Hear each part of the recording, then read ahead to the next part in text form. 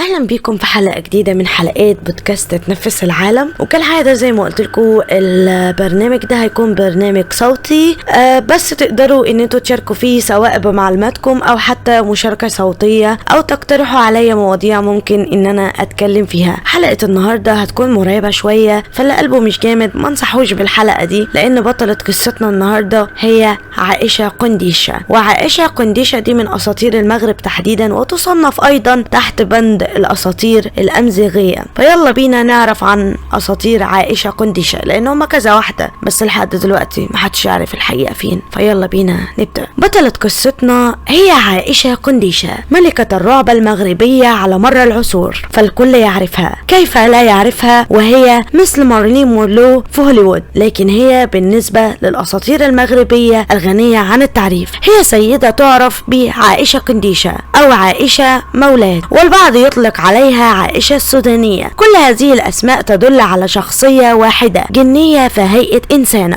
تظهر في الطرقات وفي المقابر وفي البيوت المهجورة. تشكلت عن بطلتنا عدد لا يحصى من القصص، طبعا ليست كلها حقيقية. نبدأ بأول قصة، وهي أحد القبائل في المغرب. اجتمعت نساء القبيلة ليلا في وليمة، أو كما يسميها الأمزيغ المعروف، حيث تجتمع النساء في كل مناسبة للاحتفال. وكانت معهم سيدة غريبة ليست من أهل القبيلة، لكن الأمر العادي في حضور الأغرب ليس الغريب في القبيلة. كانت تلك السيدة تنظر إلى إحداهن بنظرات حادة يكسوها الشر.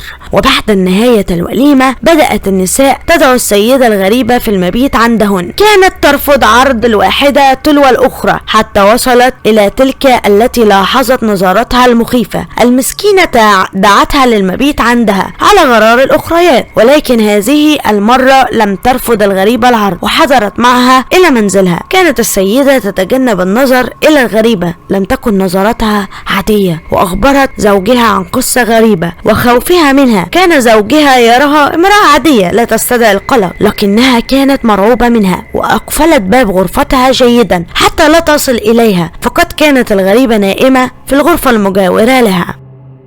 في الصباح وجد الزوج نقاط دماء في أرجاء المنزل، فقد اختفت الزوجة والسيدة الغريبة. وبدأ أهل القبيلة يتحدثون عن عائشة قنديشة وكيف اختطفت تلك المرأة. في قصة تانية، وهي بطلها كان سائق شاحنة الذي كان يقود شاحنة، بينما الليل بدأ يكسو سواده والقمر يطل في الآفاق. لمح سيدة تشير بيدها توقف رجلا، وساعدت المرأة إلى الشاحنة وطلبت منه إيصالها إلى أحد القرى القريبة. لم يشك الرجل في السيدة، فقد كانت سيدة عادية جدا، إلا إنها كانت تتكلم معه، فكانت تبدو طاعنة في السن. لم يكسر لها كثيرا، لكن قبل الوصول إلى وجهتها طلبت منه التوقف. استغرب السائق طلبها، ولكنه توقف. نزلت المرأة واختفت في اتجاه كهف مهجور تحت ضوء القمر. انتشرت القصة بسرعة البرق، وأطلق على الكهف كهف عائشة قنديشة.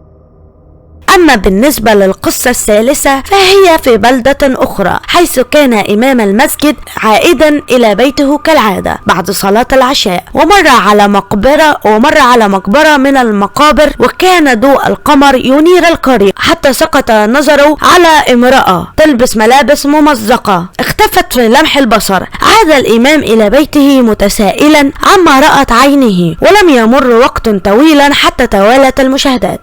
امرأة تتجول وسط المقابر ليلا في أحد البرامج المغربية، أقسم أهل القرية بمشاهدتها، ولا تحتاج عزيزي المستمع أن أخبرك من هي.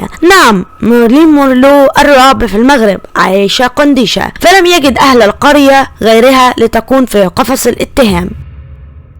إنما القصة القادمة هي قديمة جدا، ربما تعود إلى العشرينات، تحكيها كثيرا الجدات كل يوم من سوق الأسبوعي. فقد ذهب الرجال إلى التسوق، وبقيت النساء تنتظر عودتهن، لكن ليس كل الرجال، فإحداهما لا يملك المال الكافي للتسوق. كان وحيدا وكئيبا في منزل أجداده القديم. في ذلك اليوم كانت قطة سوداء تزعجه بكثرة المواء. صرخ الرجل في وجهها وقال لها: اذهبي عند المتسوقين فأنا لا أملك شيئا. رحلت القطة ولكنها عادت سريعا في هيئة امرأة ومعها بضائع من السوق، وطلبت من الزوج وهددته في قتله إن أخبر أحدهم، ولكنه فعل وأخبر البعض عن قصته مع القطة.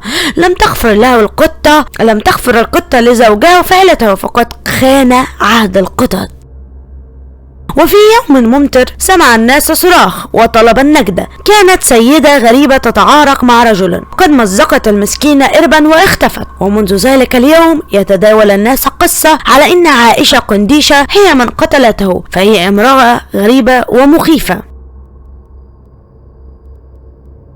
في الدار البيضاء سيدة المدن المغربية لم تسلم من ملكة الرعب. في أحد أحيائها الكبيرة قبل الاستقلال كانت قصة المرأة صاحبة الرداء الأبيض متداولة جدا، كما يشاع إنها في الوهلة الأولى تبدو حسناء باهية في ثواب أبيض ناصع، لكن بعد أن يقع الرجال في شباكها تتحول إلى عجوزة شمطاء فلا ينجو من قبضتها سوى القلة القليلة. في النهاية أحب أن أقول لك عزيزي المستمع: العالم يزدحم بظواهر لا تحصى، فلم يجد لها العلم تفسيرا سوى افتراضات وتكهنات بين مصدق ومشكك، فليس كل ما يلمع ذهبا. فأغلب القصص عن الأشباح والجن مفبركة من أجل الشهرة والمال، ولكن لا يوجد دخان بلا نار. أنا شخصيا لم أجد الجواب الشافي عن شخصية عائشة قنديشة. طبعا لا أصدق كل ما يشاع عنها، لكني سأكون غبية جدا إن قلت لك إنني أكذب كل شيء. فلا يعقل أن تأتي كل هذه القصص من فراغ، وستظل عائشة قنديشة ملكة الرعب يتداولها أجيال تلو الأجيال. وبكده نكون وصلنا لنهاية حلقتنا اليوم، وهي عن عائشة قنديشة، وانتظرونا في الحلقات القادمة. كان معكم جنى من برنامج كلام على الهامش في فقرة بودكاست اتنفس العالم. يلا سلام.